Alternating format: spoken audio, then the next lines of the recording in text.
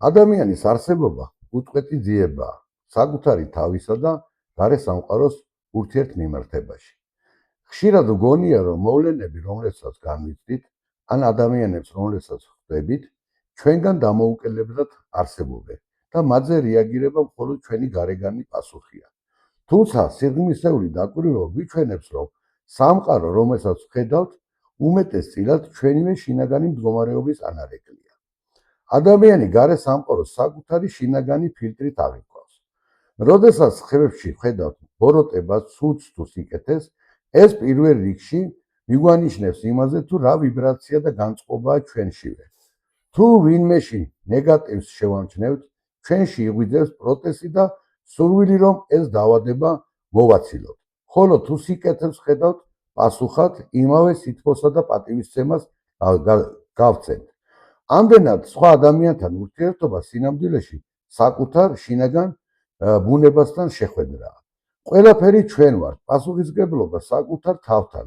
საბოლოო ჯამში ადამიანი რჩება მარტო საკუთარ ფიქრებთან და განცდებთან. კარგით, ცუდით, სიყვარულით და სიძულვილით ყველაფრის სათავე ინდივიდშია. გარშემო მყოფების მიმართ მიწერილი ბევრი თვისება თუ ქცევა მოგონილი ან წინასწარ პროგრამირებულია. ადამიანური სიმტკიცე სწორედ იმის გააზრებით იწყება, რომ არ არსებობს გარეგანი მიზეზი.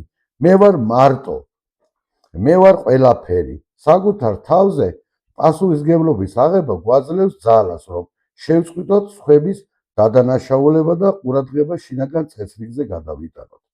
როდესაც ადამიანში უარყოფითი ენერგია და ბოროტება სჭარბობს, ის გაუცნობიერებლად იწყებს თავის გრევას, რაც აქამდე აშენა. თუმცა გრევის პროცესს ყოველთვის მოსდევს გააზრება, ადრე თუ გვიან დამდგარი შედეგები აიძულებს ადამიანს დაფიქრდეს, მიხვდეს საკუთარ შეცდომებს და დაინახოს, რა დააშავა.